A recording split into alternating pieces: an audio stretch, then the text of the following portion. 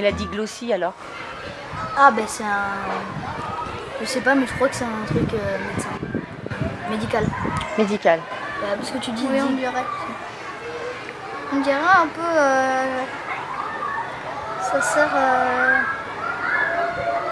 quand t'es malade. Ce serait comment? Un nom de médicament. Diglossie, un nom de médicament. Ou un nom de maladie.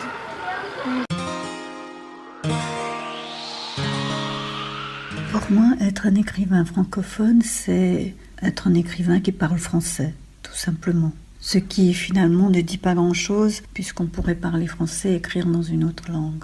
Ce que je voudrais souligner ici, c'est que l'écrivain n'aime pas les étiquettes. Lorsqu'on écrit, on aimerait que les textes soient lus et existent par eux-mêmes, sans que l'on ait besoin de dire d'où vient l'écrivain, à quelle sphère géographique il appartient, ses origines. En fait, je peux dire que je suis moi-même une championne des étiquettes accolées à mon nom. J'ai été décrite comme écrivain mauricien, francophone, d'origine indienne, de l'océan Indien, d'Afrique, et j'en passe. Mais dans tout cela, je ne sais pas si cela dit vraiment ce que je suis en tant qu'écrivain. En fait, la langue dans laquelle on écrit est un instrument d'écriture que l'on utilise par un concours de circonstances. Me poser sans cesse la question de la langue me donne l'impression que je dois me justifier sans cesse, que d'une certaine manière je n'ai pas droit à cette langue d'écriture, que ce n'est pas ma langue. Pourtant le français fait partie de ma culture, tout autant que l'anglais, le créole ou l'hindi.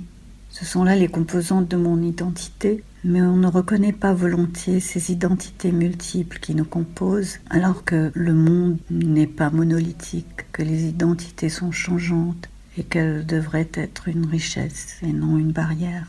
Ce que je veux dire par là, c'est que j'adore le français, qui est ma langue de cœur, la langue de ma poésie, de toute mon écriture, mais que je n'ai pas besoin d'étiquettes pour exister en tant qu'écrivain. La littérature de langue française est vieille de plusieurs siècles. Je ne fais qu'y apporter ma contribution. J'ai choisi de lire quelques poèmes inédits d'une séquence consacrée aux migrants. Il me semble qu'il n'est même pas nécessaire d'expliquer pourquoi j'ai éprouvé le besoin d'écrire sur ce sujet ou de lire ces poèmes, car c'est là une tragédie humaine de notre époque qui nous concerne tous. Des populations entières se retrouvent dans l'impossibilité de survivre dans leur pays d'origine à cause de conflits, de guerres, de bombes, de la famine, de l'absence d'hôpitaux. Et lorsqu'ils tentent de partir, d'aller trouver asile là où il y aurait davantage de ressources, ils se retrouvent confrontés à des murs, des barbelés, des frontières infranchissables, et surtout devant le refus de l'autre. Je crois que nous devons tous nous poser la question de savoir ce que nous ferions si nous étions à leur place. Les pieds sont si lourds quand on quitte son pays, même meurtri, même vieilli.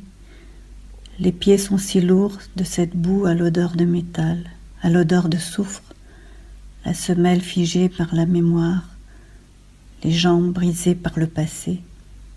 Qu'est-ce qui te retient ici, qui n'est déjà perdu? Pourquoi tes yeux se tournent-ils sans cesse vers ces rivages hostiles, vers les trous des tombeaux, où à peine les tiens ont trouvé sépulture? Le ventre alourdi, la gorge étranglée, la voix inerte, les mains éteintes. Tu lui tournes le dos, mais aucun soleil ne sera pareil, ni aucune pluie. L'espace vide qui t'attend ne porte en lui aucun miracle. Tu détaches tes pieds de la boue et tu marches. Tu tricoteras pluie et vent pour te construire un pan de mur ou un tunnel. Pour un gilet chaud, tu plongeras dans l'eau, perdant tes doigts violets. Pour des souliers dépareillés, tu dormiras joue à joue contre le corps de ta peur. Pour une nuit silencieuse, sans matraque ni essaim, tu suivras les bêtes, tête baissée, bras ballants, corps en berne. Dans un bunker suisse, tu te terres. Les femmes ont un regard de pierre sous leur front abaissé, une brillance accoutumée faite d'acier et de rage. Prise en tenaille entre loup et chien, Elles s'arment de grenailles arrachées de leur cœur, découpées, déchirées, déchiquetées de vos crocs, de vos griffes, de vos morsures, l'assaut musculeux et grotesque d'une vie bien trop mâle pour être vie.